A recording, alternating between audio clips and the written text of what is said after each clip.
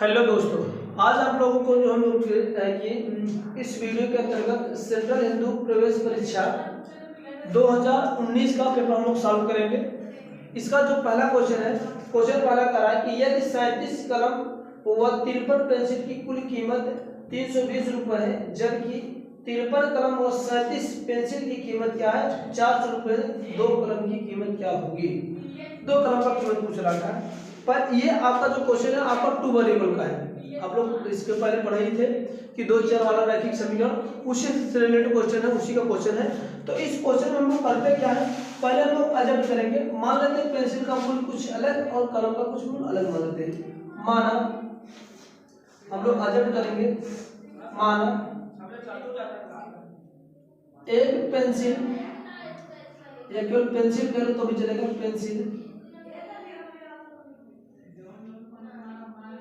Pencil का मूल्य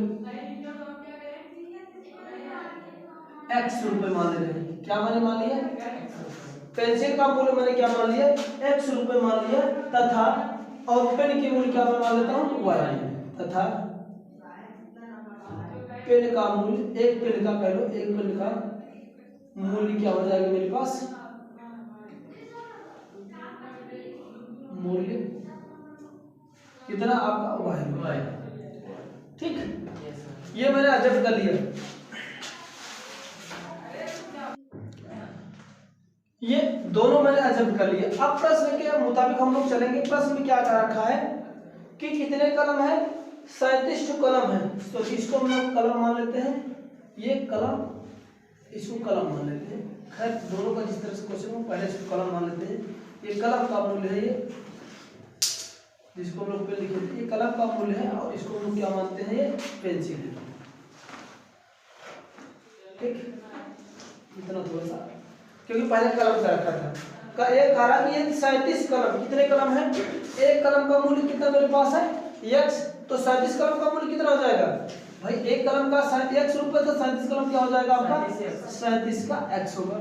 वह तथा कह रहा है कि 53 पेंसिल का कुल मूल्य, 53 पेंसिल दे रखा, एक पेंसिल का मूल्य y रुपए है, इसी पे 53 कलम का 53 पेंसिल का मूल्य क्या हो जाएगा 53 y हो जाएगा। ठीक ना, इन दोनों का कुल रेट कितना दे रखा था आपका 320 रुपया, तो इसको हम लोग बराबर का 320 कर देना। ये एक आपका क्वेश्चन बन गया। अगर इसको सॉल्व करना है तो देखो कॉमन होता है तो कॉमन ले लो। ठीक है ना, नेक्स्ट चलते हैं। दूसरा वाला क्या कर रखा है, दूसरा क्वेश्चन ये बना रहा है, दूसरा जो आपका करा जबकि 53 कलम, कितने कलम करा है 53 कलम, एक कलम का मूल्य x था, इसलिए 53 कलम का क्या हो जाएगा 53x होगा, तथा 37 पेंसिल करा है, तो 37 पेंसिल, एक पेंसिल का मूल्य y है, इसीलिए 37 जो पेंसिल है तो क्या हो जाएगा आपका 37 y हो जाएगा। इन दोनों का कितना रुपए ले रहा है 400 रुपए ले रहा है। क्या ले रहा है 400 रुपए। इसको क्वेश्चन हम लोग सेकंड मान लेते हैं। अब ये बन गया आपका, अब ये आपका बन गया आपका 2 चर वाला रैखिक समीकरण। चलो ये दो मेरे पास इक्वेशन बन गए हैं। अब इसको हमें सॉल्व करना है। इसको सॉल्व करने के लिए टोटल 3 मेथड थे। 3 मेथड मैंने बताया क्या था, एक आपका विलोपन बताया था, एक प्रतिस्थापन बताया था, एक ब्रज गुणनफल बताया था। 3 मेथड बताया था। आप तीनों मेथड से जो आपको अच्छा लगे आप लोग अप्लाई कर सकते हैं। अब यहाँ से हम लोग क्या करते हैं, विलोपन विधि को अप्लाई करने का प्रयास कर रहे हैं। विलोपन विधि में होता क्या, एक टर्म आपको कैंसिल आउट करना पड़ेगा, कैसे भी करके टर्म को कैंसिल आउट करो, चाहे x वाला टर्म कैंसिल आउट करो, चाहे y वाला टर्म कैंसिल आउट करो। होगा कैसे, यहाँ पर देखो सेम साइन के साथ है, तो हम करते क्या है, समीकरण इसमें हम इस दोनों टर्म को इक्वल करने के लिए क्या करेंगे, एक दूसरे के जस्ट अपोजिट, इस वाले का गुणांक से इसमें गुणा कर देंगे और इस वाले गुणांक से इसमें गुणा करेंगे। तो ऊपर क्या करेंगे, पहले वाले समीकरण में 53 से मल्टीप्लिकेशन करेंगे और नीचे वाले में कितने से हम लोग गुणा करेंगे, आपका 70 का 3 से मल्टीप्लिकेशन करेंगे। जैसे मल्टीप्लिकेशन करेंगे तो मेरे पास एक नया इक्वेशन बन जाएगा, और वो इक्वेशन क्या होगा आपका,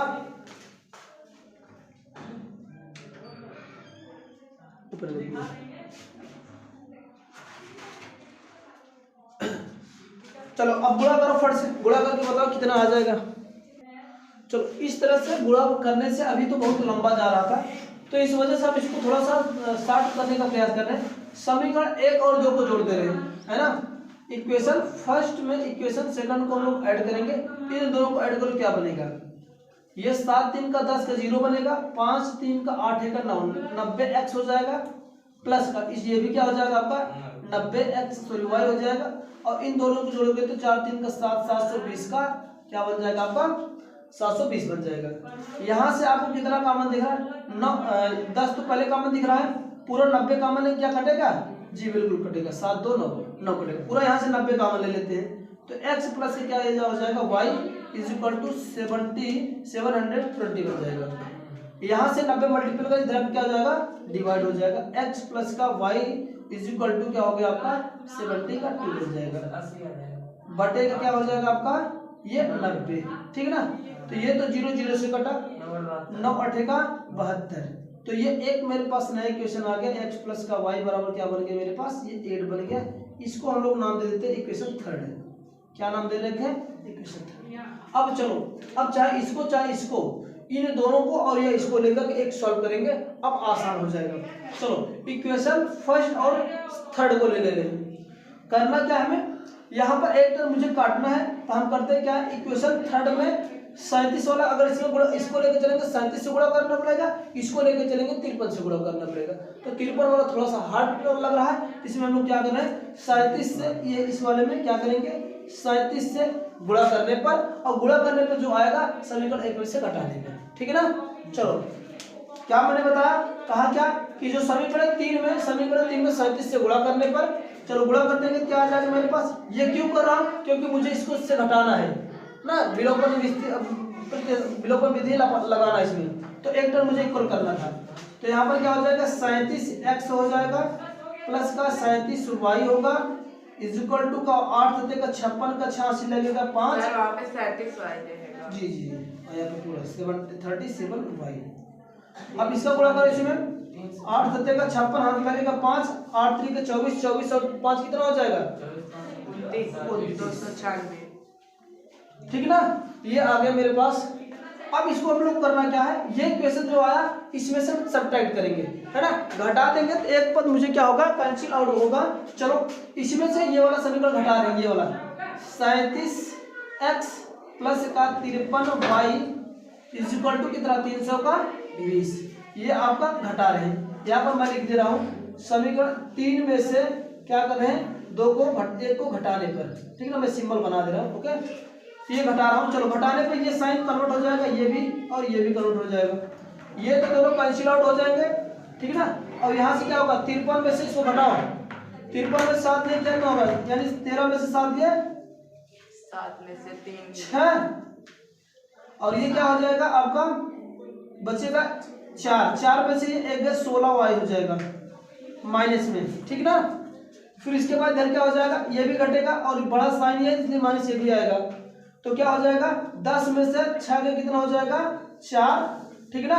इसके बाद ये कितना हो जाएगा आपका ये बचा 1, 11 में से 9 गए आपका 2, ठीक है ना। इसके बाद ये कितना बच जाएगा आपका यही होगा जी।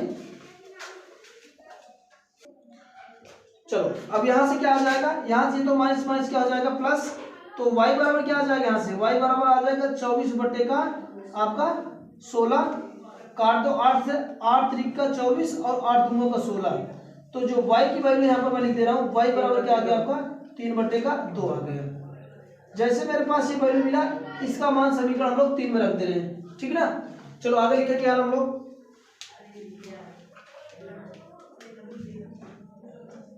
y का मान यहाँ पर लिख दो, y का मान समीकरण 3 में रखने पर, किसमें समीकरण 3 में रखने पर। चलो जैसे रखेंगे तो क्या मेरे पास मिलेगा, ये आ जाएगा यहाँ से, ये इस पे रखो, ये x प्लस का y की वैल्यू कितने मेरे पास आ गए 3/2 इज इक्वल टू कितना था मेरे पास 8, तो x इज इक्वल टू क्या आ जाएगा मेरे पास x is equal to 8 minus का 3/2, ठीक ना। तो यहाँ से क्या आ जाएगा x की वैल्यू क्या आ जाएगा 8 दूंगा 16 माइनस का 3 बटे का 2, तो x की वैल्यू क्या आ जाएगा x इज इक्वल टू आ जाएगा ये 13 बटे का 2, इतना रुपए आ जाएगा। अब ये क्या आ गया, ये जो मेरे पास आया ना, ये एक क्या माने थे, हम लोग क्या माने थे, कलम माने थे। ये एक कलम का मूल्य आ गया, कितना आ गया मेरे पास, एक कलम का मूल्य। और जो ये वाई था हम लोग क्या माने थे, हम लोग एक पेंसिल का। पेंसिल का अगर मूल्य पूछे तो 3/2 यूज करना। अब कलम का मूल्य पूछे 13/2। अब क्या कहा उसमें, प्रश्न में कहा कि 2 कलम का मूल्य क्या होगा, यही पूछा ना भाई। Yes sir. तो अब हम लोग क्या करेंगे, एक कलम का मूल्य हम लोग निकाल ही लिए हैं, इसीलिए 2 कलम का मूल्य क्या होगा, कलम का मूल्य बराबर क्या हो जाएगा भैया, एक कलम का मूल्य हम लोग को पता ही है, इसलिए 2 कलम की क्या होगा, 2 गुणे 3/2, सॉरी 13/2, ये कैंसिल आउट हो जाएगा, आ जाएगा क्या 13 रुपए। तो 2 कलम का जो मूल्य हो जाएगा वो क्या हो जाएगा आपका 13 रुपए। ये आंसर होगा, जो कि ऑप्शन किसके साथ जाएगा, ये ऑप्शन सी के साथ जाएगा। ठीक ना, ये इस तरह से क्वेश्चन था, आप लोग उम्मीद है कि आप लोग किए होंगे। हाँ, नेक्स्ट इसका क्वेश्चन दूसरा है, कह रहा है कि यदि 2 अंकों की एक संख्या तथा उसके अंकों का स्थान परस्पर बदलने पर प्राप्त संख्या का योग 110 है, यदि पहली संख्या से 10 घटा दिया जाए तो प्राप्त संख्या पहली संख्या के अंकों के योग के 5 गुने से 4 अधिक हो जाती है, तो संख्या ज्ञात कीजिए। ठीक ना, ये अंक संबंधित प्रश्न है। हाँ, तो ये आपका मैंने बताया क्या कि अंक संबंधित प्रश्न है, जो कि आपका सिलेबस में ही है, जो कि अंक संबंधित प्रश्न 2 चर और रैखिक समीकरण से है आपका। तो इसमें हम लोग करें क्या कि माना कि इकाई का जो अंक है x, उसको जब कर लिए, और दहाई का y। तो संख्या का जो निर्माण होता है वो क्या होता है, इकाई में 1 का गुणा होता है और दहाई में 10 का गुणा होगा, ऐड हो जाता है। अगर इकाई में 1 का गुणा करूंगा तो ये x बनेगा, और दहाई में 10 से गुणा करूंगा तो ये बन जाएगा 10 का y। तो मेरे पास जो संख्या बन जाएगी क्या हो जाएगी, आपकी संख्या क्या बनकर तैयार हो जाएगी, आपका 10y धन का x, क्योंकि दहाई हम लोग 10 से गुणा करेंगे और इकाई में y 1 का। ठीक ना, ये मेरे पास क्या बन गया, आपका एक संख्या बन गया। आगे प्रश्न इसमें क्या कहा कि प्रश्न इसमें कहा, जो शर्त कह रहा है कि अगर इसके इकाई के स्थानों को मैं बदल दूं, क्या कर दूं, यानी संख्या के अंकों का स्थान बदल दूं, है ना। चलो संख्या का स्थान बदलता हूं, अंकों का स्थान।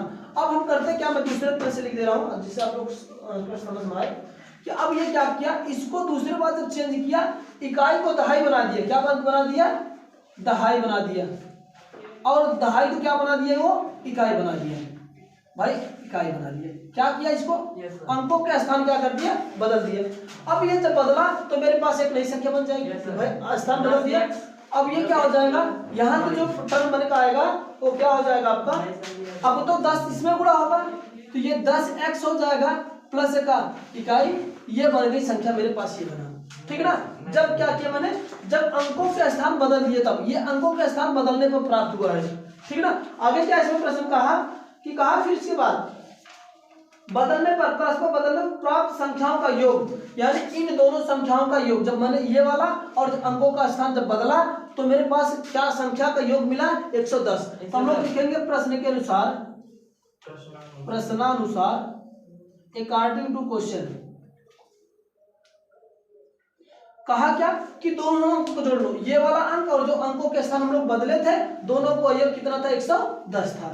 चलो जोड़ ले, 10y प्लस का x धन का, ये आपका 10x धन का y बराबर कितना, 110। ओके, चलो अब ये आपका क्या, ये इसमें y वाला जुड़ जाएगा, तो 10 में 1 जुड़ेगा कितना हो जाएगा आपका 11y, और इस 10 से x जुड़ 11x आएगा, बराबर कितना आ गया मेरे पास 110। यहाँ से 11 दोनों में कॉमन दिख रहा है, कॉमन ले लें, तो 11 कॉमन लेंगे तो यहाँ तो थोड़ा सिंपलीफिकेशन होगा, x प्लस का y बराबर क्या हो जाएगा 110 हो जाएगा। तो ये 11 से 11 कैंसिल कर देगा, तो मेरे पास ये y प्लस का x बराबर क्या आ गया 10 आ गया। ये इसको हम अरेंज कर लेते हैं, x प्लस का y बराबर कितना 10 मिल गया। ये इसको हम लोग क्या कर लेते हैं, इक्वेशन आपका सेकंड कर लेते हैं, और ये जो संख्या मेरे पास मिली थी इसको हम लोग इक्वेशन फर्स्ट वाला, क्योंकि संख्या पूछ रहा था। यहां तक किसी को कोई डाउट होना नहीं चाहिए, ठीक है ना। अब दूसरा शर्त यहाँ पर क्या कहा, आगे कहा कि यदि पहली संख्या से 10 घटा दिया जाए, पहली संख्या मेरे पास क्या थी 10y धन का x था, इसमें कितना घटा रहा, 10 घटा दिया जाए तो प्राप्त संख्या पहली संख्या के अंकों के योग से 5 गुनी से 4 अधिक हो जाती है। चलो इसको हम लोग करते क्या है, जो प्रश्न करा है कि दूसरा जो शर्त है उसके अनुसार हम लोग चलते हैं। चलो दूसरा शर्त जो बनेगा सेकंड कंडीशन, द्वितीय शर्त। क्वेश्चन आप लोग ध्यान समझना, थोड़ा कंडीशन आपका थोड़ा सा द्वितीय शर्त। दूसरा शर्त क्या कहा, दूसरा शर्त यह कहा कि इसमें क्या बोला कि कह रहा है कि यदि पहली संख्या से 10 घटा दिया जाए तो प्राप्त संख्या पहली संख्या के अंकों के योग के 5 गुने से 4 अधिक हो जाए। चलो पहली संख्या क्या मेरे पास थी, पहली संख्या थी क्या आपकी 10y प्लस का x था, यही भाई माने ना लोग 10y प्लस का x बना। इसमें कितने घटाने कहा 10। चलो जैसे सीखा रहा वैसे काम करते चलो आप लोग। ये क्या हो जाएगा आपका 10y प्लस का x माइनस का 10। घटाने पर जो संख्या मिल रही कैसे मिल रही मेरे पास, वो आपका कारक प्राप्त पहली संख्या के अंकों के योग से के 5 गुने से कितने का, जो प्राप्त संख्या मेरे पास है इसके 5 गुने से, इसके 5 गुने से 10y प्लस का x 5 गुने से कितना अधिक है भैया, यह कम है 4 अधिक है। हाँ 4 अधिक है तो संख्या होगी। ये जो आपको प्रश्न कर रहा था ये आपका कंडीशन बनेगा, ठीक है ना। क्या कहा कि पहली संख्या में अगर 10 घटा दे रहे हैं तो प्राप्त संख्या जो होगी पहली संख्या के 5 गुने से 4 अधिक हो जाती है। तो संख्या याद कीजिए। अब ये पूरा टर्म बन गया, अब इसको आपको कैलकुलेट करना है। आप किधर से आप लोग सॉल्व कर ही सकते हो। चलो फटाफट सॉल्व करो, इसके बाद हम लोग सॉल्व करते हैं। हाँ थोड़ा इधर ध्यान समझिए। कहा क्या प्रश्न में, कहा कि पहली संख्या में क्या बोला इसको इन्होंने, यहाँ क्वेश्चन थोड़ा सा गड़बड़ हो रहा था। कारक यदि पहली संख्या में इस वाली संख्या में 10 घटा दिया जा रहा है तो जो पहली वाली संख्या के योग से प्राप्त योग के 5 गुने से, यानी पहली दोनों संख्याओं के योग जो मिला मेरे पास उसके 5 गुने से 4 अधिक आ रही है ना। यही प्रश्न का देखो समझो, करा कि तो प्राप्त संख्या जो प्राप्त मेरे पास संख्या हुई कैसे प्राप्त हुई है कि कह रहा है कि प्राप्त पहली संख्या के अंकों के योग के 5 गुने, प्राप्त मेरे पास पहली जो संख्या दोनों थी इसके योग से 5 अधिक, सॉरी 5 गुने से 4 अधिक। यानी ये जो दे रखा है यहाँ पर मेरे पास दोनों के योग से क्या प्राप्त हुआ था, इन दोनों के योग से तो मेरे पास यही प्राप्त हुआ, तीसरा इक्वेशन बना था इसके 5 गुना कर रहा है यानी x प्लस का y, इसके 5 गुने से 4 अधिक। अब ये पूरी तरह से कंप्लीट इक्वेशन बन गया हम लोग को। ये आपको समझना यहाँ से, यहीं पे आप लोग गलती करोगे, इसको आप लोग केयरफुली से पढ़ना, इसके बाद अब करने का प्रयास करना। अब इसको सॉल्व कर लो। चलो ये 10y प्लस का x माइनस का 10 इज इक्वल टू, इसका अंदर मल्टीप्लिकेशन कर दो 5x प्लस का 5y इज प्लस का 4 बनेगा। ओके चलो अब ये क्या हो जाएगा, यहाँ से ये आपका वेरिएबल एक साइड कर लेते हैं 10y, ये आ जाएगा प्लस का x, ये इधर ले लो माइनस का 5x होगा माइनस का 5y is equal to 4 plus का 10, ठीक है ना। यहाँ से कर लो, ये 1 है आपका, ये 5 है, सॉरी 10 में से 5 गया आपका 5y, इसके बाद ये आपका 5x और ये कितना है धन का 4y, तो माइनस क्या बन जाएगा आपका ये 4x बराबर कितना हो जाएगा 16 हो जाएगा। इसको इक्वेशन हम लोग क्या नाम देते हैं, थर्ड नाम दे देते हैं। अब मेरे पास दो इक्वेशन ये बन गया, 2 चर वाला इक्वेशन है, 2 इक्वेशन मैक्स में मिल गए। अब इन दोनों को जोड़ेंगे भाई, ये तो आपका 10 था, ये इधर जाएगा तो 10 सॉरी 14 होगा ना, जी जी ये 14 होगा, 10 4 का 14 हो गया, ठीक। अब ये इक्वेशन 1 और 2 की सहायता से हमको सॉल्व करना है। समीकरण देखो इसको दो समीकरण मैं यहाँ पर लिख रहा हूँ, समीकरण 1 और सॉरी 2 3 की सहायता से, समीकरण 2 और 3 से। चलो 2 और 3 से मिले क्या, ध्यान देना देखो यहाँ पर 5y, यहाँ पर माइनस का 4x है और यहाँ पर कितना है x है। विलोपन विधि अप्लाई कर ले। विलोपन विधि में मैंने क्या बताया, एक टर्म को इक्वल करना पड़ेगा।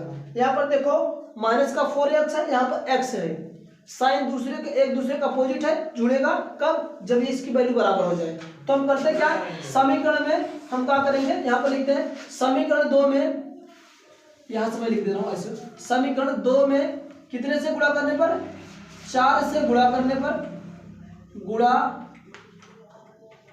करके समीकरण 3 में से घटाने पर, समीकरण सॉरी जोड़ने पर ना, 3 में से, क्योंकि माइनस अपोजिट में से में जोड़ने पर, चलो जोड़ने पर। अब चलो जोड़ो, पहले क्या कर लेते हैं, 2 में 4 से गुणा कर ले रहे हैं, 2 में 4 का गुणा करो, इसमें करो 4 से गुणा, ये हो जाएगा आपका 4x धन का 4y बराबर का 40 हो जाएगा, ठीक है ना। इसको इसी में से जोड़ दो, आपका ये 5y है माइनस का 4x बराबर का कितना था मेरे पास, 14। चलो जोड़ने पर साइन कन्वर्ट नहीं होगा, ये सेम और ये सेम 4 में से 4 में कैंसिल होगा। अब ये क्या, 5 4 का 9y बराबर क्या हो जाएगा, ये आपका 54 हो जाएगा, ठीक है ना। 40 और 14 जोड़ो तो 54 आ जाएगा। अब यहाँ से y की वैल्यू क्या आ जाएगा, y इक्वल टू क्या हो जाएगा, 54 बटे का आपका 9 हो जाएगा। तो यहाँ से y की वैल्यू की जाएगा कितना हो जाएगा, 9 चौका 9 6 54 हो जाएगा। तो कितने बार जाएगा आपका, ये 6 बार जाएगा। तो जो y की वैल्यू है मेरे पास, ये तो आ गया 6, यानी y माने क्या, क्या दहाई माने थे हम लोग ना, दहाई। अब ये वैल्यू उठा के कहाँ पर रखोगे, समीकरण 2 में रख देते हैं, ठीक है ना। हम लोग लिखें क्या, y का मान समीकरण 2 में रखने पर,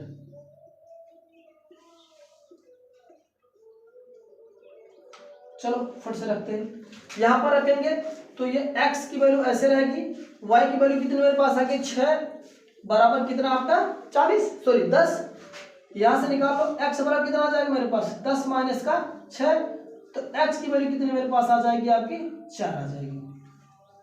यानी इकाई मेरे पास 4 आ गया, दहाई मेरे पास 6 आ गया, तो संख्या क्या बनेगी, x और y की वैल्यू उठा के समीकरण 1 में रख देते हैं, ठीक है ना। चलो रखो, x तथा y का मान समीकरण 1 में रखने पर, समीकरण 1 में रखने पर, जैसे रखेंगे लोग संख्या मिल जाएगी, में रखने पर।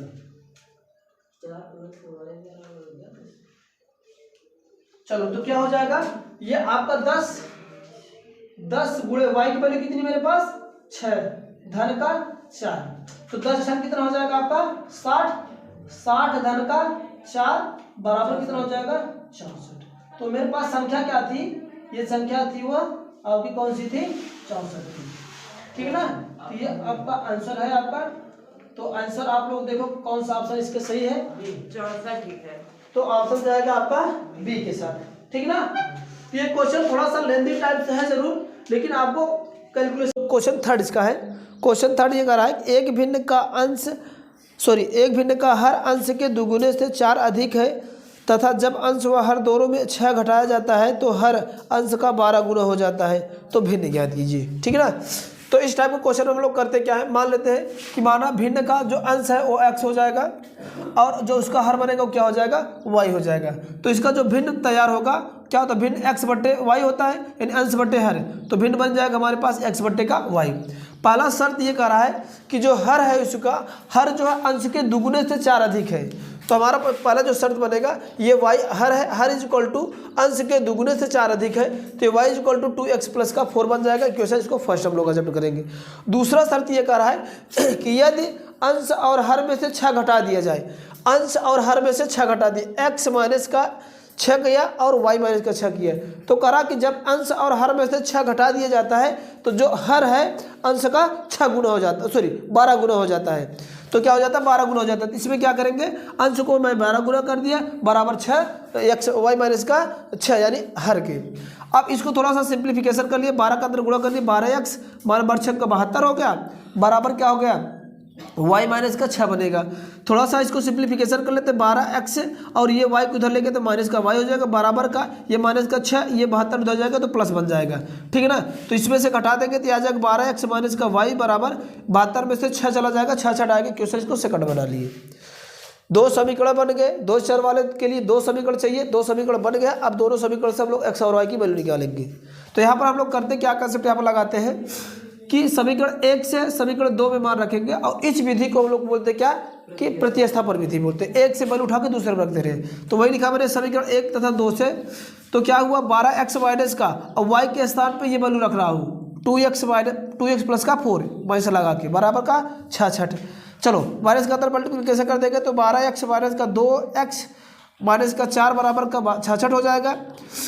12 में से 2 को घटा देगा आ जाएगा 10x बराबर क्या होगा 66, ये माइनस से करके प्लस हो गया, 66 प्लस का 4 हो गया, ये 10x बच जाएगा और 66 और 4 कितना हो जाएगा 70, 0 0 से कैंसिल होगा, x बराबर कितना आ जाएगा 7 आ जाएगा।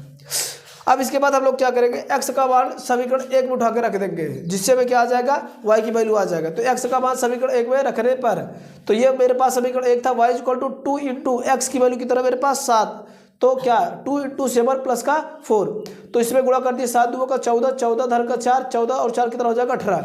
तो y की वैल्यू कितना आ गया 18। x और y की वैल्यू दोनों मिल गया मेरे को, यानी अंश और हर दोनों मैंने निकाल लिया। अब इसके बाद फिर मुझे फाइंड करना था संख्या, तो इसमें उठा के रख दो। तो x की वैल्यू 7 आया था, 7 और y की वैल्यू कितना मेरे पास 18, तो आ जाए क्या 7/18। तो इसका आंसर आपको ए होगा, ऑप्शन ए के साथ जाएगा, जो कि इसका आंसर होगा 7/18। क्वेश्चन 14 कहता है कि 10 वर्ष पहले एक पिता की आयु अपने पुत्र की आयु की 12 गुनी थी, परंतु 10 वर्ष बाद उसकी आयु पुत्र की आयु की 2 गुनी होगी, तो पिता की वर्तमान आयु ज्ञात करें। ये पिता संबंधित प्रश्न है। यहाँ पर इसको आप 2 वेरिएबल का क्वेश्चन है, तो 2 वेरिएबल क्वेश्चन को हम लोग मान लेते हैं, ठीक है ना। चलिए हम लोग मानते हैं कि माना पिता की जो वर्तमान आयु है वो x वर्ष है तथा पुत्र की जो वर्तमान आयु है वो y वर्ष है। इतना आप लोग इसका क्वेश्चन बताया गया है। माना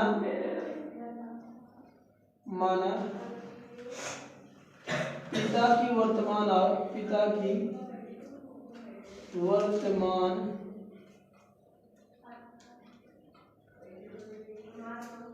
आयु बराबर x वर्ष, ओके। सिमिलरली इसी तरह से पुत्र की जो वर्तमान आयु होगी वह कितनी है, पुत्र की 12 गुनी थी, परंतु 10 वर्ष बाद इसकी पुत्र की क्या होगी हम लोग मान लिए y वर्ष। ये तो हमने क्या किया कि पुत्र की और पिता की वर्तमान आयु मान लिए। अब उन्होंने कहा क्या 10 वर्ष पश्चात है ना, तो 10 वर्ष पूर्व कहा है इसमें, कहा है कि 10 वर्ष पहले पिता की आयु पुत्र की आयु की 2 गुनी थी। तो चलो 10 वर्ष हम लोग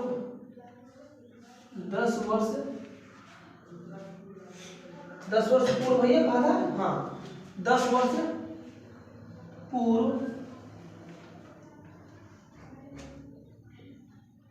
पहले पिता की आयु फिर पुत्र, 10 वर्ष पूर्व पिता की आयु क्या हो जाएगी भैया, पिता की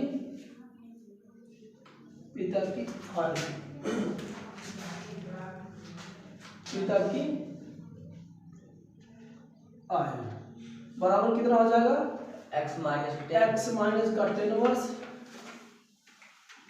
और पुत्र क्या हो जाएगी y माइनस 10, पुत्र की हो जाएगी, पुत्र की वर्तमान आयु हो जाएगी y माइनस का 10 वर्ष। में 12 गुनी दिए, ठीक है ना। अब इसके बाद क्या है, अब इसमें हम लोग प्रश्न चलते हैं प्रश्नानुसार। पहला प्रश्न कहा है कि 10 वर्ष पहले एक पुत्र की आयु अपने पुत्र की आयु की 12 गुनी थी। अब यहाँ पर हम लोग प्रश्नानुसार चलेंगे। जो प्रश्न कह रहा है प्रश्नानुसार अकॉर्डिंग टू क्वेश्चंस, कह रहा है कि जो पुत्र की आयु है, जो पिता की आयु पुत्र की 12 गुनी है, कब 10 वर्ष पूर्व। तो पुत्र की आयु क्या थी, मेरे पिता की आयु x माइनस का 10 वर्ष और पुत्र की आय हम लोग क्या बने थे, y माइनस का 10 हो जाएगा। पिता जो है पुत्र की 12 गुनी है, तो ये क्या हो जाएगा 12 इसमें पूरा कर देंगे। एक इक्वेशन बनेगा, इसको थोड़ा सिंपलीफिकेशन कर लेते हैं, फिर इसके बाद नेक्स्ट इक्वेशन चलते हैं। क्या हो जाए x माइनस का 10 बराबर का 12y 120 माइनस का 12 धानी 120। चलो सॉल्व कर लो, x को यही रहने तो 12 को इधर लाते तो माइनस का 12y हो जाएगा, और ये माइनस 120 और ये जाके इधर क्या हो जाएगा प्लस हो जाएगा। तो x माइनस का 12 y इज इक्वल टू क्या हो जाएगा, ये आपका माइनस 110 हो जाएगा। ठीक है ना, इसको हम लोग इक्वेशन फर्स्ट मान लेते हैं। ओके, फिर अगेन क्या कहा है 10 वर्ष, फिर ये कहा कि परंतु 10 वर्ष बाद, है ना, तो 10 वर्ष बाद हम लोग निकाल लेते हैं, पहले उम्र निकाल लेते हैं। निकालें क्या, 10 वर्ष बाद पिता की आयु क्या हो जाएगी, पिता की आयु बराबर क्या होगा, बाद में जुड़ता है और पूर्व क्या होता है घटता है, तो बाद में निकालें क्या होगा x प्लस का 10 वर्ष हो जाएगा, ये पिता की हो जाएगी। और 10 वर्ष बाद पुत्र की जो आय होगी वो क्या हो जाएगी आपकी प्लस 10 प्लस y प्लस का 10। ठीक है ना, यहाँ तक ये जो प्रश्न कहा उसके अनुसार हम लोग चले। अब हम लोग निकालें क्या, फिर प्रश्नानुसार, अकॉर्डिंग टू क्वेश्चन, प्रश्नानुसार। चलो प्रश्न के हिसाब से क्या कर रहा है, ये यही कह रहा है कि 10 वर्ष बाद उसकी आयु पुत्र की आयु की 2 गुनी हो गई, कितना 2 गुनी। तो पिता की वर्ष कितनी उम्र थी, कितनी 10 वर्ष, x प्लस का 10, और जो y की पुत्र की थी ये थी। ये हमेशा क्या था कि 10 वर्ष बाद की बात आए तो जो पिता की उम्र थी इसके कितनी गुनी हो गई थी, 2 गुनी, तो इसको क्या करते रहे 2 गुनी करते रहे।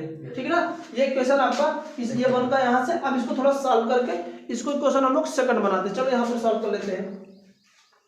ये हो जाएगा x प्लस का 10 बराबर, इसका 2 को गुणा कर दे रहे 2y प्लस का क्या हो जाएगा ये 20।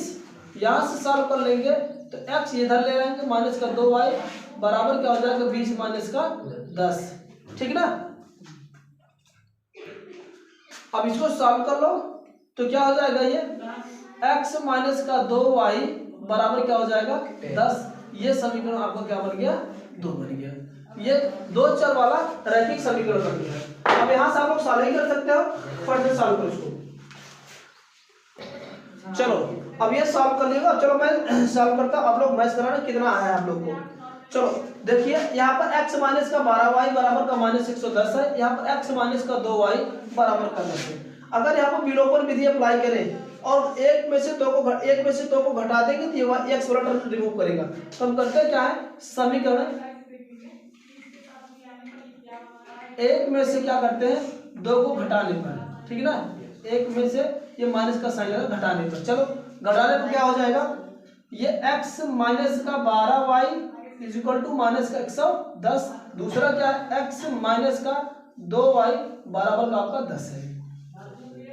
चलो सेम साइन था इसलिए मैंने घटा रहा हूं, तो ये तो माइनस हो जाएगा, ये प्लस हो जाएगा, ये क्या हो जाएगा माइनस हो जाएगा। ये x तो कैंसिल आउट हो जाएगा, 12 में 2 जुड़ जाएगा कितना हो जाएगा, ये माइनस है ये प्लस है, तो 12 में से 2 गए कितना हो जाएगा माइनस का 10y, क्योंकि माइनस बड़ा था बराबर ये क्या हो जाएगा दोनों जुड़ जाएंगे, है ना, दोनों माइनस के साथ माइनस 120 आ जाएगा। फिर ये माइनस माइनस क्या हो जाएगा प्लस, तो y बराबर क्या आ जाएगा, ये 0 0 से कैंसिल, तो y बराबर क्या आ गया 12। किसकी 12 थी, y किसका हम लोग माने थे पुत्र की। जो पुत्र की वर्तमान आयु थी क्या थी, वो 12 वर्ष थी। बट क्वेश्चन में पुत्र की नहीं पूछा है, पिता की वर्तमान आयु पूछा है। क्या पूछा है, पिता की आयु। जैसे y की वैल्यू मिल गया हम लोग इक्वेशन क्या करते हैं, चाहे फर्स्ट में चाहे इक्वेशन सेकंड में रख देंगे तो आ जाएगा। सेकंड वाला छोटा दिख रहा है तो हम लोग उसी में रख दे रहे हैं, ठीक है ना। चलो रख देते हैं। y का मान हम लोग लिखेंगे क्या, y का मान समीकरण 2 में रखने पर, 2 में रखने पर, चलो अभी तो आप लोग रखना जानते हैं। यहाँ पर अब तो x माइनस का 2 गुणे 12, y की वैल्यू कितना है 12 बराबर क्या आपका 10। तो यहाँ से क्या आ जाएगा x माइनस का 12 गुणा का 24 बराबर का 10। तो x इज इक्वल टू कितना हो जाएगा 10 प्लस का 24, तो x इज इक्वल टू कितना आ जाएगा आपका 34 वर्ष। 34 वर्ष। जो पिता की जो वर्तमान आयु थी वो क्या हो जाएगी आपकी 34 वर्ष। हो सकता है प्रश्न में आपको पुत्र की वर्तमान आयु पूछ ले, हो सकता है आपके पिता की वर्तमान आयु पूछ ले, तो आप निकालेंगे इस तरह से। इसके बाद जिसकी आप पूछेगा उस पर आप लोग ऑप्शन पे जाएंगे। तो इसका ऑप्शन जो चौथे का ऑप्शन इसमें है, कौन सा ऑप्शन है भाई? इसका ऑप्शन के साथ हम लोग जाएंगे सी है क्या? ऑप्शन ए है इसका सही, ठीक ना? ऑप्शन ए के साथ। ओके, चलते हैं नेक्स्ट क्वेश्चन पे। क्वेश्चन आपका 5वां है। क्वेश्चन 5वें कह रहा है कि एक नाव को धारा प्रवाह की दिशा में 36 किलोमीटर तथा धारा प्रवाह की दिशा के विपरीत दिशा 32 किलोमीटर की दूरी तय करने में कुल 7 घंटे लगते हैं। यदि यही नाव यदि 48 किलोमीटर धारा प्रवाह की दिशा में तथा 40 किलोमीटर प्रवाह की विपरीत दिशा में चले तो कुल 9 घंटे लगते हैं। तो नाव की स्थिर पानी में चाल क्या होगी? ये देखो भाई, नाव चाल संबंधित, नाव धारा संबंधित प्रश्न है। क्वेश्चन पक्की बात 1-2 बनता है। इस वाले में मैं कई आप लोग पहले से भी बता चुका हूँ कि इसका क्वेश्चन किस तरह से किया जाता है। मैंने बताया था कि अगर कोई भी नाव अगर पानी में चल रही है, 2 प्रकार की उसकी गति होती है। एक तो जल की गति होगी यानी पानी की, और दूसरी उस नाव या बोट की, है ना? तो इसमें 2 प्रकार की। जैसे अगर मानते हैं कि मेरे पास ये कोई आपका एक जल है, ठीक ना भाई? जल का तो कुछ ना कुछ मोशन होता रहता है, यानी कुछ ना कुछ चाल इसकी स्पीड भी रहती है, ठीक ना? अगर इसमें कोई नाव ऐसे मूवमेंट करेगी, अगर कोई नाव मूवमेंट करेगी तो इसकी कुछ ना कुछ वेलोसिटी होती है, यानी कुछ ना कुछ इसकी भी चाल होती है।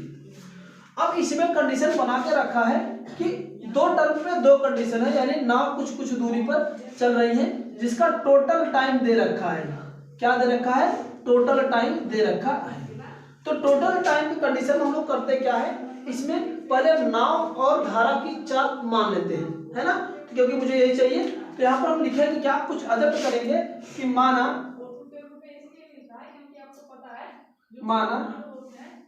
नाव की चाल क्या है मेरे पास है, नाव की चाल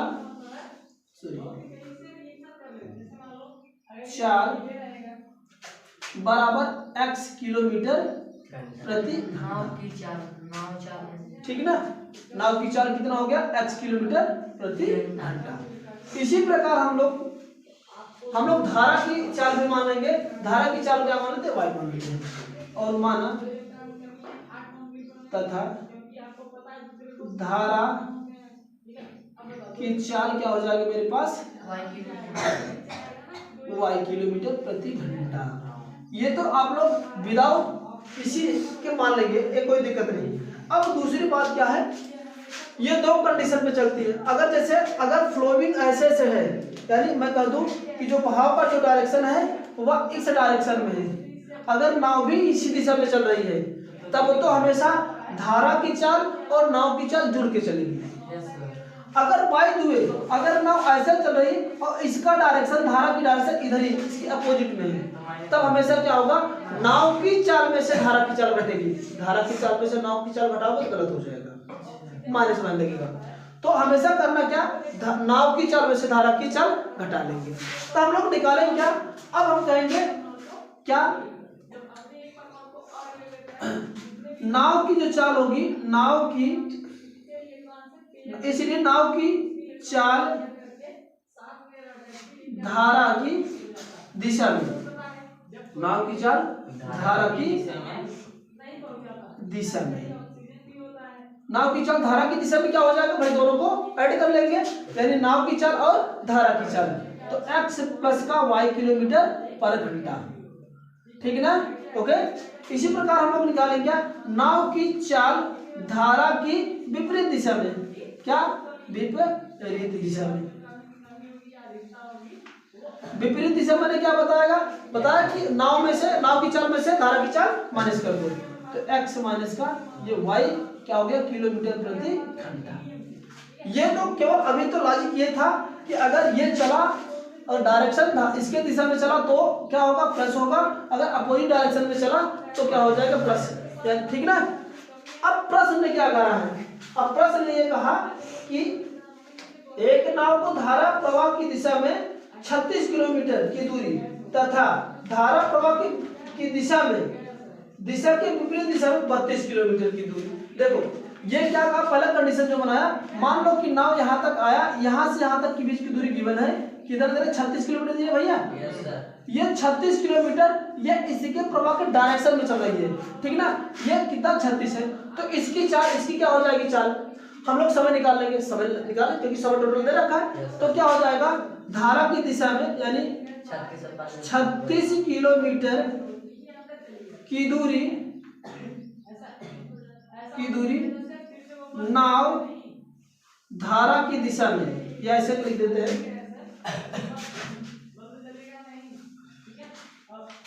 लेकिन क्या, धारा की दिशा में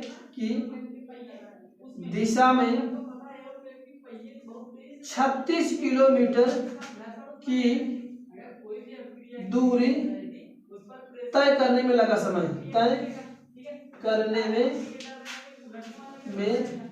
लगा समय, बात मेरी समझ में आ रही है। ये समय निकाल रहा हूं, समय बराबर आप लोग जानते हैं, समय बराबर क्या होता है, दूरी बटेगा 4। तो दूरी बटा 4, दूरी कितना यहाँ पर कवर कर रही है 36, और धारा की दिशा में चाल कितनी होती थी, x प्लस का y।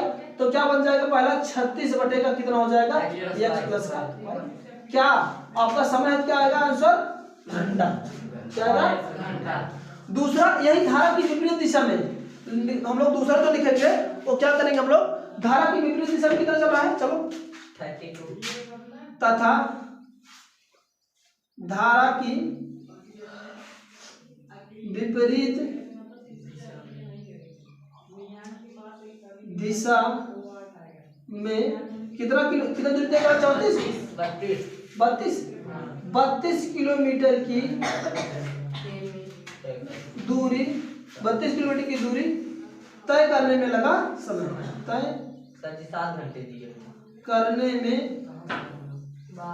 लगा, वो तो टोटल दिया, लगा समय, लगा समय कितना हो जाए भाई, ये क्या हो जाएगा, कितना दूरी चला था, समय बराबर आप लोग जानते ही हो, दूरी बटेगा 4, और विपरीत दिशा में चाल कितनी हो गई थी नाव की, x माइनस का y, क्या किलोमीटर प्रति घंटा।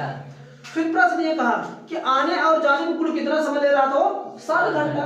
जाने में इतना टाइम, इतना घंटा लिया, और आने में इतना घंटा, तो कुल समय बराबर क्या होता है, आप लोग जानते हो, कुल समय बराबर क्या हो जाता है, टोटल समय यानी कुल समय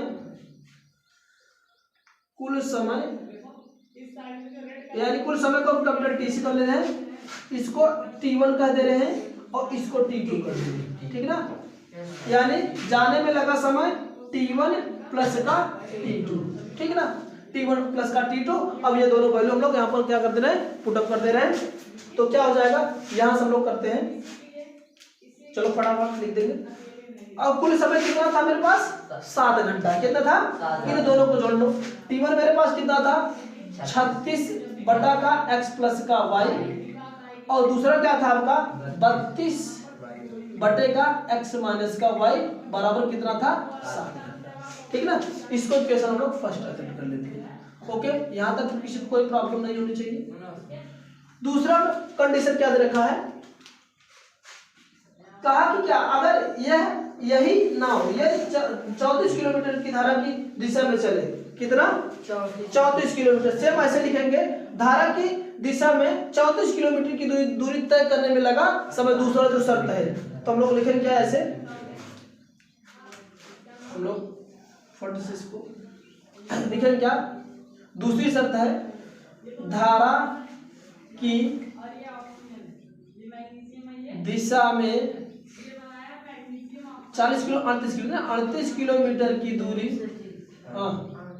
48 किलोमीटर की दूरी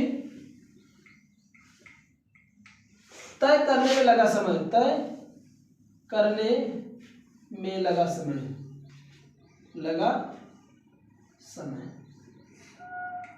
चलो कितना हो जाएगा, इसको हम लोग क्या मान लेते हैं, T3 मान लेते हैं। क्या मान लेते हैं, T3। आप लोग जानते हैं 48 किलोमीटर था, तो समय बराबर क्या होता है, दूरी बटे का 4। तो दूरी कितना मेरे पास है, 48 है। कितना है, 48 है। और 4 कितना थी, धारा की दिशा में, x प्लस y। हाँ 48 बटे x प्लस का y घंटा ही आ जाएगा। ठीक है ना। सिमिलरली हम इसी तरह से क्या निकालेंगे, x प्लस का y, x प्लस का y किलो। अब ये क्या, सिमिलरली लोग क्या करेंगे, धारा की विपरीत दिशा में, है ना, धारा की विपरीत दिशा में लिख देते। आप लोग लिख लेना, धारा की लिख देते, धारा की विपरीत दिशा में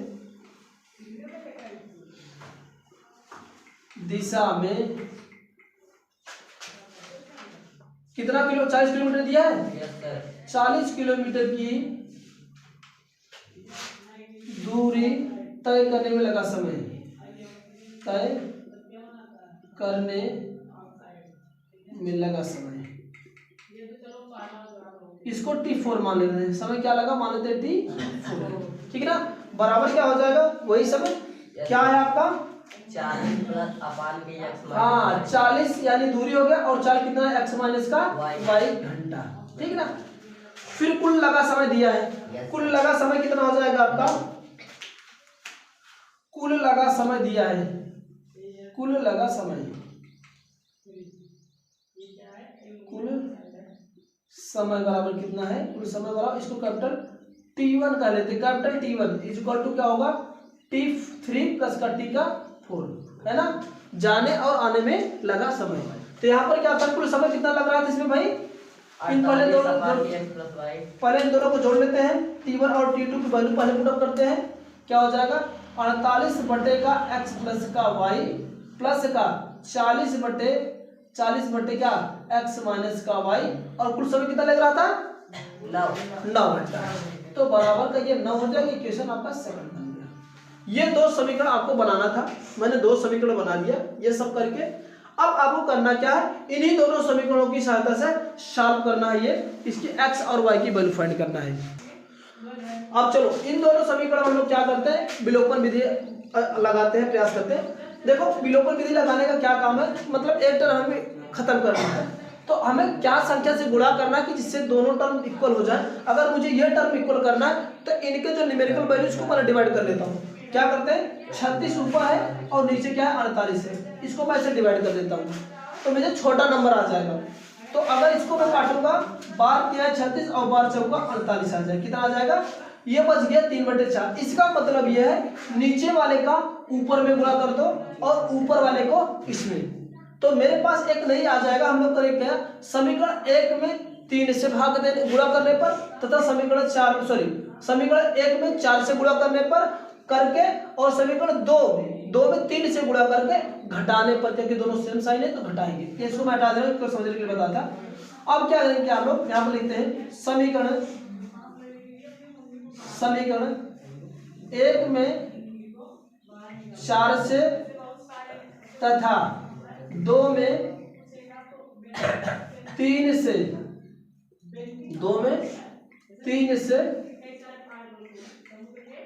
गुणा करके घटाने पर, गुणा करके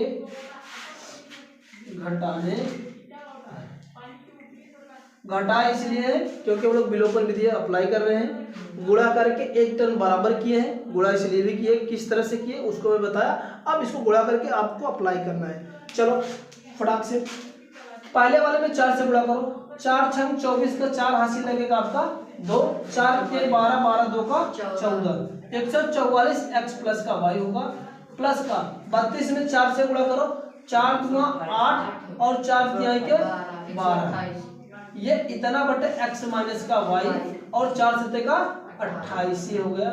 चलो इसमें 3 से गुणा करो, तो 3 से गुणा करोगे तो यही आएगा 144 आ जाएगा बटे x प्लस का y आएगा, प्लस इसमें 4 से गुणा करोगे, 4 चौके 16, 3 से गुणा करना है ना, 3 चौके 12, इतना x माइनस का क्या हो गया y बराबर 9 त्रिक का 27।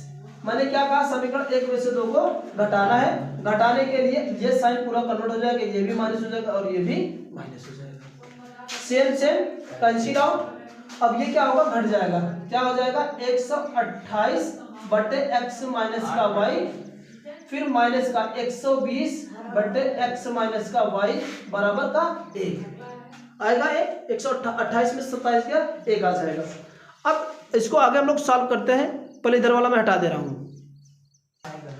अब चलो इसको अगर सॉल्व करते हैं, देखो इन दोनों का हर सेम है, तो इसका अंश क्या होगा, घट जाएगा। 128 में से अगर 120 को घटाएंगे तो आ क्या आ जाएगा मेरे पास 8 बटे एक्स माइनस का वाई बराबर क्या आ जाएगा, 1 आ जाएगा, ठीक ना। तो यहाँ से क्या आ जाएगा, हम लोग को अगर निकालना चाहें तो x माइनस का वाई बराबर क्या आ जाएगा मेरे पास, ये 8 आ जाएगा। x माइनस का वाई बराबर क्या आ गया, 8 आ गया। ये पहला कंडीशन बना। इसको इक्वेशन हम लोग क्या बना लेते हैं, 1 2 बनाए थे, इक्वेशन थर्ड बना लेते हैं, ठीक है ना। नेक्स्ट हम लोग y वाला काम ऐसे करेंगे। चलो अब करते हैं क्या, ये इक्वेशन थर्ड बन गया। अब x माइनस वाई का मान चाहे समीकरण 1 में रख देते हैं, चाहे समीकरण 2 में रखेंगे। क्या रखेंगे, 1 में रखेंगे या तो 2 में रखेंगे। चलो हम क्या करते हैं, 1 ही में रख देते हैं, ठीक ना। यहाँ पर लिख देते हैं x माइनस वाई का मान समीकरण 1 में रखने पर, 1 में रखने पर, चलो फट से रखते हैं। यहां पर रख देते हैं 36 बटा क्या है आपका x प्लस का y धन का 32 बटे क्या हो जाएगा x माइनस वाई के स्थान हम लोग क्या रख दे 8, तो ये 8 बराबर कितना 9 था, 7 सॉरी 7 था, 7 कर लो, ओके काट दो, 8 चौको 32 हो जाएगा। तो यहाँ से मेरे पास एक आ जाएगा 36 बटे x प्लस का y, ये क्या होगा 4 इधर चला जाएगा तो माइनस हो जाएगा, 7 माइनस का 4 बनेगा। इसको इधर सॉल्व कर लेते हैं, तो क्या हो जाएगा 36 बटे x प्लस का y जी बराबर क्या आ जाएगा आपका 3, ठीक ना। इसको काट दो, 3 1 के 3, 3 1 के 3 कुछ है 12। अब क्या हो जाएगा ये x प्लस वाई बराबर कितना आ गया आपका 12। ये समीकरण क्या बन गया आपका सेकंड सॉरी थर्ड फोर्थ ये बन गया, ठीक ना। इक्वेशन थर्ड और फोर्थ को अगेन जोड़ लो तो विलोमन विधि आ जाएगा, लग जाएगा ना। चलो करते क्या है, अगेन यहाँ पर विलोमन विधि लग रहा है समीकरण, हाँ 3 धन का 4 यानी समीकरण 3 और 4 को जोड़ने पर, चलो जोड़ लो। x माइनस का y बराबर का 8 और क्या था ये x प्लस का y बराबर का 12, ठीक ना। तो जोड़ेंगे ये कैंसिल आउट हो जाएगा, x y y ये हो जाएगा 2x बराबर क्या हो जाएगा 12 8 का 20 होता है 20, तो x बराबर कितना हो जाएगा 10। ये x बराबर कितना आ गया मेरे पास 10 आ गया। ये क्या है x हम लोग किसको जब किए थे नाव की चाल, नाव की चाल मेरे पास कितनी आ गई 10 किलोमीटर प्रति घंटा। इसी तरह से अब हम करेंगे क्या, x का मान समीकरण 3 में रख दो, ऐसा है 4। चलो ये मैंने बताया क्या ये स्पेशल केस है, थोड़ा लंबा बनेगा, आप लोग थोड़ा ध्यान देना, इतना मैं करना। हाँ x का मान समीकरण 4 में रखने पर, सॉरी 3 में रखने पर, 3 में रखने पर, चलो रखो 3 में। यहाँ पर x की वैल्यू कितना आएगी मेरे पास 10, यहाँ पर रख रहे हैं 10 माइनस का y बराबर क्या 8, ठीक ना। तो ये क्या हो जाएगा y को उधर लेके जा रहे हैं 8 को अंदर कर रहे हैं, तो ये 10 माइनस क्या हो जाएगा 8, तो y जो हो जाएगा वो क्या हो जाएगा 2, यानी कहने मतलब नाव की चाल क्या होगी 2 किलो सॉरी धारा की जो चाल होगी वो 2 किलोमीटर प्रति घंटा होगी, कितनी होगी 2 किलोमीटर प्रति घंटा होगी, और नाव की चाल जो होगी वो कितना होगी आपका क्या होगी 10 किलोमीटर प्रति घंटा होगी, 10 किलोमीटर प्रति घंटा होगी, ठीक है ना। अब देखो प्रश्न ने क्या पूछा था, नाव की चाल पूछा था कि धारा की चाल पूछा था, नाव की चाल पूछा था, नाव की शांत जल में चाल पूछा था। अच्छा नाव की शांत जल में, यानी उसको क्या करना है आपको धारा की चाल घटा देना तो शांत चाल हो जाएगी। नाव की चाल में से क्या करेंगे हम लोग धारा की चाल घटा देंगे, यानी धारा अगर स्थिर हो चाल खत्म हो गई तो क्या हो जाएगा स्थिर पानी में। हाँ तो सुनो अब क्या हो जाएगा, ये क्या हो जाएगा स्थिर जल में लिख लो, स्थिर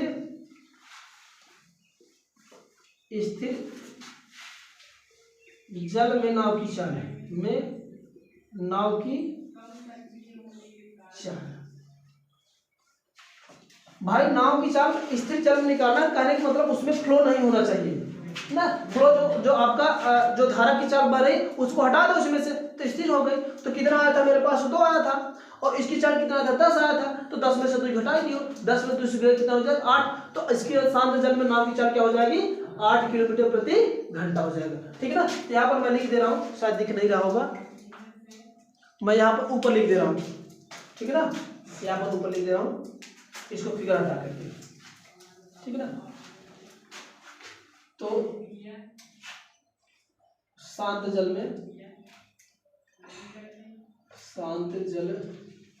में नाव की चाल बराबर क्या हो जाएगा? नाव की चाल बराबर क्या होगा? नाव की चाल माइनस धारा की चाल। धारा की, ये आप लोग ध्यान देंगे नहीं तो आप लोग गलती बराबर कर जाओगे। तो 10 माइनस का 2 बराबर कितना आ जाएगा? 8 किलोमीटर प्रति घंटा। ये आपका आंसर होगा। हाँ, नेक्स्ट क्वेश्चन, 6वां क्वेश्चन है ये। क्वेश्चन 6वां क्वेश्चन काफी अच्छा ही है। क्वेश्चन 6वां ये कह रहा है कि एक क्रॉकरी विक्रेता को एक टी सेट 5% की हानि से तथा लेमन सेट 15% के लाभ से बेचने पर कुल 7 रुपये का लाभ होता है।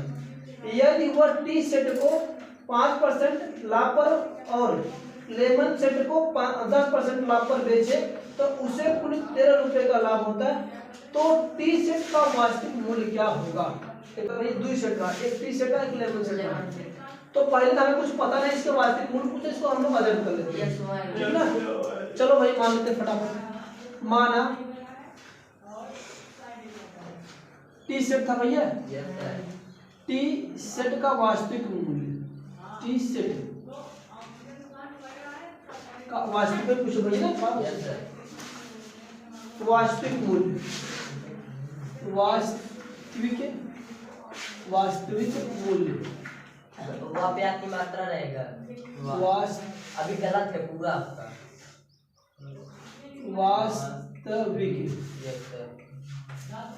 वास्तविक मूल्य हम लोग कितना मान लेते हैं? x रुपये। ठीक ना। तथा लेमन था, लेमन है कि लेमन है?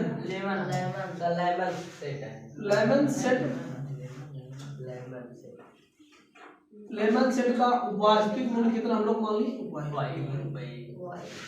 इतना हम लोग अजम्पट किए। अब जितना लाभ हो रहा है कुल का, भाई कुल का कुल क्या होगा? लेमन और टी सेट का जो कुल होगा मूल्य वो दोनों को ऐड हो जाएगा। तो कुल यानी कुल वास्तविक मूल्य क्या हो जाएगा? कुल वास्तविक मूल्य यानी कुल वास्तविक मूल्य माने लेमन सेट और टी सेट का दोनों को मिला करके तो क्या हो जाएगा? x प्लस का y। भाई दोनों जुड़ जाएंगे ना, ये इतना। अभी जो ये हम लोग अजब की उसके अनुसार चले। फिर अब आगे जो प्रश्न करा प्रश्नानुसार हम लोग चलेंगे। कह रहा है कि 5% पहले तो क्या होता है? टी सेट में हानि हो रही है कितना? 5% अगर हानि हो रही है तो किसका? इसका। तो हम लोग निकालेंगे प्रश्न अकॉर्डिंग टू क्वेश्चन, प्रश्नानुसार। प्रश्नानुसार क्या होगा? पहले क्या कर? 5%, इसी का 5%, इसी का 5%। तो हम लोग करते क्या है? x में से जो होता था उसमें से हम लोग क्या करेंगे? माइनस कर दे रहे। चलो कितना 5% माइनस करना है? तो 100 माइनस का 5 बटे का कितना हो जाएगा? ठीक। फिर इसके बाद दूसरे में कुछ ये लाभ हुआ, लेमन सेट में लाभ हुआ। लाभ में मैंने बताया जुड़ता है यानी प्लस का, यानी दोनों का टोटल क्या हो जाएगा आपका? y 100 प्लस का कितना? 15% हो रहा था। 15% बटे क्या हो जाएगा आपका? 100। फिर क्या है? कुल कितना दे रखा था इसका? इसका वास्तविक मूल्य कुल कितना दे रखा था? x प्लस का y होता था ना, मैंने यह निकाला ना कुल वास्तविक। इसी में से क्या करते हैं? इसको घटा देंगे। माइनस से क्या हो जाएगा? x प्लस का y। अब कितना रुपए का फायदा हो रहा था कुल मिला के? इसको 7 रुपये का ना। 7 रुपये क्या हो रहा था? ये 7 को रुपए हटा दीजिए यक्स गुणे 7 रुपए का लाभ हो रहा था। हाँ क्या करें? वहाँ हटा तब दीजिए वाई वहाँ पर जो लिखे वाई गुणे 100 प्लस का 15 पान का 100 होगा ना, हाँ तब वहाँ पर आप वाई प्लस लिखे। अरे वाई के साथ अगर इसको ऐसे नहीं कि गुणा तो माना जाता है ना भाई। बराबर क्या हो गया ये आपका 7 हो गया। ये पहला कंडीशन बना। अगर इसको सॉल्व करना है तो थोड़ा सा सॉल्व कर लो फटाफट। हर दोनों का बराबर ही है, देख ही रहे हो आप लोग। इसमें मल्टीप्लिकेशन कर सबका बराबर कर दे रहे हैं। ये क्या हो जाएगा? ये x यानी 100x कर दे रहे हैं गुणा करके, है ना? 95 100x माइनस का, अच्छा हाँ 95 ऐड कर दें, क्या गुणा करें? अब 100 में से 5 गए 95x हो जाएगा पान का 100 बटे का 100 हो जाएगा प्लस 115 प्लस का 115y प्लस का 100 बटे का 100 होगा माइनस का x प्लस का y बराबर कितना हो जाएगा आपका 7 हो जाएगा। और सॉल्व करना चाहो तो आप सॉल्व कर सकते हो। ये क्या हो जाएगा? 95x प्लस का 115y माइनस का 100x माइनस का 100y टोटल का बटा ये 100 होगा, 100 इधर गुणा कर दे आ जाएगा 700। देखो मैंने क्या किया, सबका एलसीएम बना लिया। इसको 1 बटा करके क्रॉस मल्टीप्लिकेशन करके इसको गुणा इसमें कर देंगे, सबका हर बराबर बटा 100 को 100 को गुणा क्रॉस मल्टीप्लिकेशन कर दिए। अब इसको यहाँ से घटा लेते हैं। 100 में से 95 गया तो कितना माइनस का 5x, 100 में से 115 गया धन कितना 15 का y बराबर कितना 700। यहाँ पर क्या कर ले रहे, अब यहाँ से 5 कॉमन ले ले रहे तो माइनस का x बनेगा और ये क्या होगा 5 इतने 15y होगा और ये बचा का आता 700। 5 से भाग दे दो इधर तो माइनस का x प्लस का 3y बराबर 5 से काटो 5 1 का 5 हो जाएगा, बचा कितना 2 और 5 चौका 20 यानी 140 आ जाएगा। ये मेरे पास क्या होगा समीकरण, इसको हम लोग 1 बना लेते हैं, ठीक है ना? समीकरण 1। दूसरे शर्त के अनुसार क्या कहा है? दूसरे शर्त में क्या कहा है इन्होंने? कह रहा है कि यदि टी सेट को 5% का लाभ होगा, कितना? टी सेट को 5% का लाभ होगा तो लाभ में क्या होगा हमेशा ऐड होता है। Yes sir. तो x इंटू लाभ हो रहा है तो 100 प्लस का 5 बटे का कितना 100 फिर प्लस का 11 सेट में कितना का फायदा हो रहा था 15% का तो y फिर 100 प्लस का आपका 15 बटे का कितना 100 फिर माइनस का टोटल कितना मेरे पास था x प्लस का वास्तविक मूल्य यही था ना x माइनस का y। चलो x माइनस का y कर लेते हैं लोग, x माइनस का y बराबर कितना हो रहा था कुल फायदा 13 रुपए का 13 रुपए। चलो इसको जिस तरह सॉल्व किया इसको सॉल्व कर लेते हैं लोग। 105 ये हो जाएगा क्या 105 x हो जाएगा प्लस का इसको हर बराबर में जोड़ रहा हूँ उसको, ठीक है ना, एक ही साथ जोड़ ले रहा हूँ। Yes sir. ये आ जाए क्या, इसको जोड़ोगे तो क्या आ जाएगा 105 धन 115 y, इसके बाद इसको बटा से कर ले बटा 100 कर दे रहे हैं माइनस का x प्लस का y बराबर क्या आपका 13, ठीक है ना। अब फिर हम थोड़ा क्रॉस मल्टीप्लिकेशन कर दे रहे हैं। चलो ये 100 कैसे गुणा करके इधर लेके जाएंगे गुणा कर देंगे यानी 105x प्लस का 15y माइनस का 100 को इसमें गुणा कर दोनों में तो 100x होगा फिर माइनस का 100y बराबर ये 100 इधर जाके गुणा हो जाएगा तो हो जाएगा कितना 1300 हो जाएगा, ठीक है ना। ये चल अब इसमें से थोड़ा सा हम लोग को घटाना है, चलो फटाफट हम घटा ले रहे हैं। ये 105 में से 100 गए कितना हो जाएगा आपका 5x और 115 में से 100 गए कितना हो जाएगा 15 का y बराबर क्या 1300। ओके चलो यहाँ से कर लेते हैं हम। चलो ये क्या हो जाएगा, यहाँ पर 10 था भाई, ये लोग क्वेश्चन में 10 दे रखा इसमें नहीं है 10 यहाँ पर दे रखा तो 10 यहाँ पर क्या हो जाएगा, अब ये 110 हो जाएगा, ये 110y बनेगा बटे का 100 माइनस का x माइनस का y होगा बराबर का 3। सब चीज ठीक ठाक था, यहाँ पर जो 15 था वहाँ पर 10 कर लीजिएगा। अब इसको सॉल्व करेंगे तो आ जाएगा 105x धन का 110y माइनस का इसका क्रॉस मल्टीप्लिकेशन करेंगे 110x माइनस का 100x माइनस का 100y बराबर का 1300 हो जाएगा। अब यहाँ से इसको हम लोग घटा ले रहे हैं 105 में 100 घटाएंगे 5x 110 में से 100 घटाएंगे तो आ जाएगा 10y बराबर का 1300 बचेगा। अब यहाँ से 5 कॉमन लेंगे हम लोग, फट से कॉमन ले लेंगे तो 5 कॉमन तो x प्लस का क्या होगा आपका 2y बचेगा बराबर का 1300 होगा, ठीक है ना। 5 इधर भाग दे देंगे तो कितने जाएगा 240 आएगा, है ना। 2 6 के 12 60 आएगा 200 का 60। ये x प्लस का कितना होगा 2y बराबर कितना आ गया आपका 260। इसको क्वेश्चन सेकंड बनाते हैं, समीकरण 1 और 2 को जोड़ लेते हैं। समीकरण 1 धन का 2 है ना, देख लो ये वाला और इस वाले को दोनों को जोड़ेंगे तो ये क्या होगा, मैं यहाँ पर लिख दे रहा हूँ माइनस का x प्लस का 3y बराबर का आपका 140, फिर x प्लस का 2y बराबर का 200 का 60। ये तो कैंसिल आउट हो जाएगा, ये 3 और 2 का 5y बराबर का हो जाएगा कितना 400, ठीक ना 400। फिर y बराबर क्या हो जाएगा, भाग दे दो 4, ये आ जाएगा 80 रुपये। तो ये y का क्या हो गया, वास्तविक मूल्य कितना हो गया, ये y क्या माने थे हम लोग, लेमन सेट का। अब तो टी सेट क्या हो जाएगा, इसका मान समीकरण 1 में रख दो चाहे 2 में रख दो। चलो y का मान समीकरण 2 में रख दो, तो y का मान समीकरण 2 में रखने पर, सॉरी 1 में रखने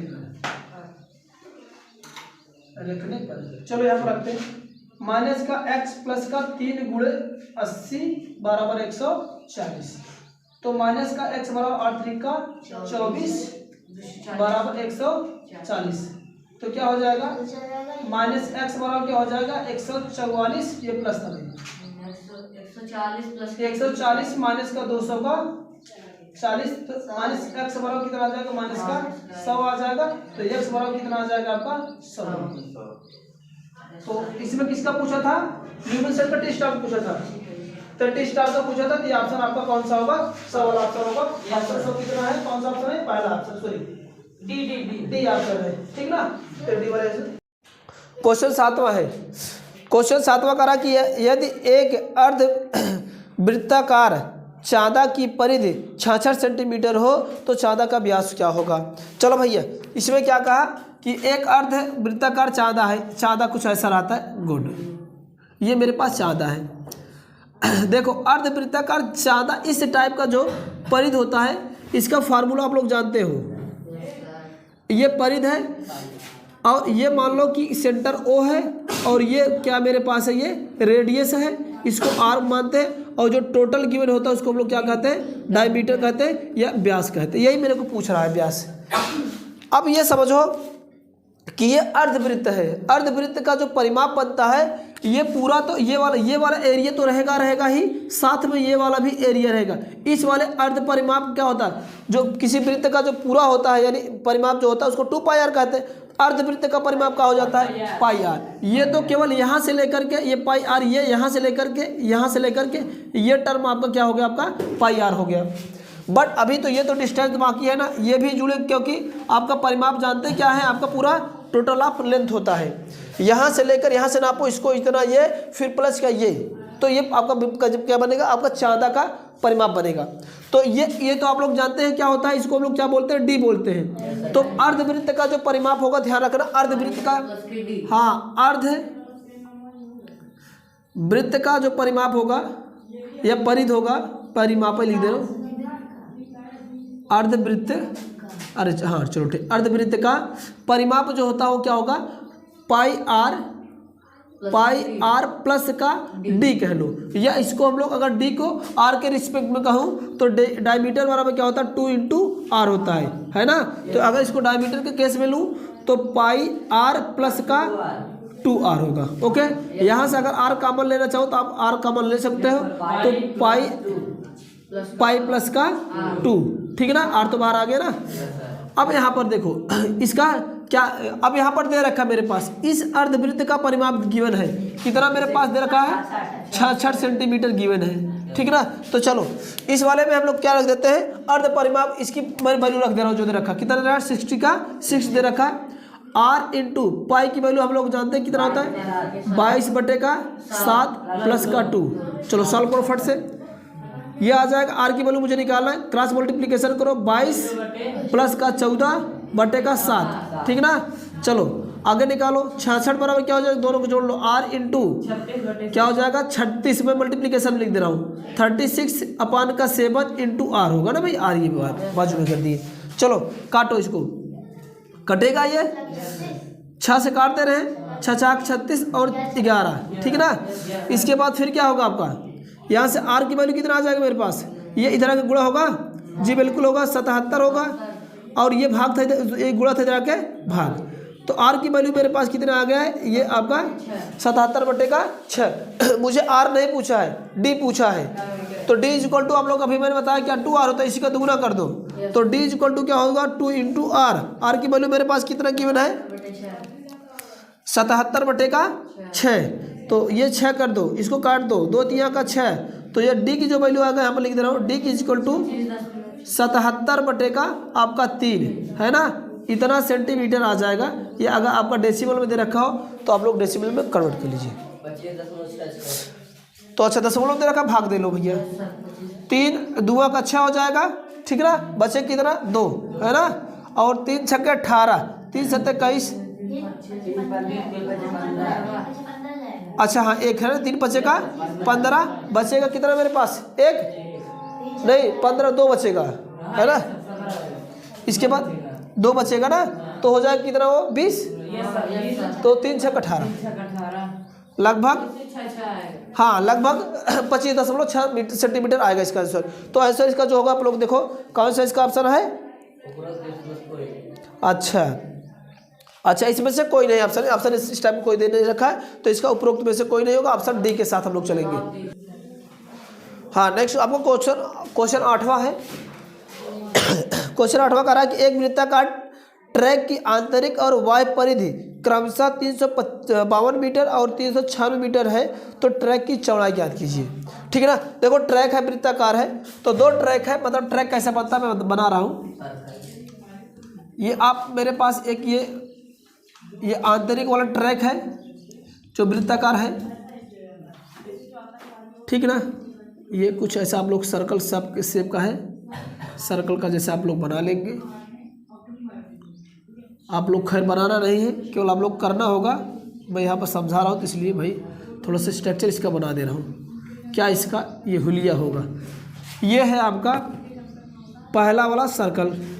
अब इसका ट्रैक मतलब ट्रैक का क्या दूसरा वाला मैं सर्कल बनाऊंगा, ट्रैक तब बन जाएगा आपका ये इस टाइप का।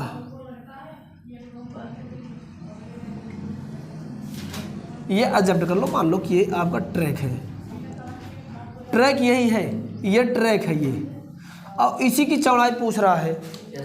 अगर ये सर्कल है तो इसका आंतरिक वाले का त्रिज्या कुछ दूसरा होगा। इसको हम लोग क्या ले रहे हैं, इस छोटा वाला आर ले रहे हैं, और बड़े वाले को हम लोग क्या कर ले रहे हैं, बड़ा आर कर ले रहे हैं। ठीक है ना। बड़े वाले का परिधि कितना दे रखा है, आंतरिक परिधि दिया है हाँ आंतरिक वाले कितना दे रखा है 352। गुड, 352 मीटर दिया है, सेंटीमीटर है मीटर। चलो गुड, आगे चलो। बाय का 396 मीटर, ये 396 मीटर दे रखा दोनों का। तो कह रहा इसकी बीच की दूरी मुझे फाइंड करना है, ट्रैक कितना चौड़ा है। कहने का मतलब अगर मुझे बड़ी वाली रेडियस और छोटी वाली रेडियस मिल गया तो दोनों को मैं सब्ट्रैक्ट कर दूंगा, तो मुझे बीच की ट्रैक की चौड़ाई आ जाएगी। ठीक है ना। तो पहला काम क्या करेंगे, आंतरिक यानी बड़े वाले का और वाई और आंतरिक का पहले त्रिज्या निकालने का प्रयास करूंगा। होता क्या, परिधि बराबर क्या होता है, 2 पाई आर। परिधि बराबर आप लोग वृत्त का परिधि बराबर जानते हैं क्या होता है, 2 पाई का आर। ठीक है ना। तो पहले हम लोग क्या निकालते हैं, आंतरिक वाले निकाल लेते हैं। हाँ अच्छा परिधि, गुड। चलो अब क्या निकालते हैं, पहले आंतरिक वाले की निकाल लेते हैं। आंतरिक वृत्त की परिधि या ट्रैक की परिधि, वृत्त की परिधि। चलो परिधि बराबर क्या कितना दे रखा है भाई, 352 मीटर। 352। Okay good. चलो इसका फार्मूला हम लोग जानते हैं। आंतरिक के लिए मैंने रेडियस स्मॉल वन लिया हूँ, तो यहाँ पर 2 पाई का r is equal to 152। Okay चलो इसको हम लोग ऐसे रहने देते हैं। चलो इसको सॉल्व भी कर लेते, तो आर की वैल्यू यहाँ से निकाल लेते हैं।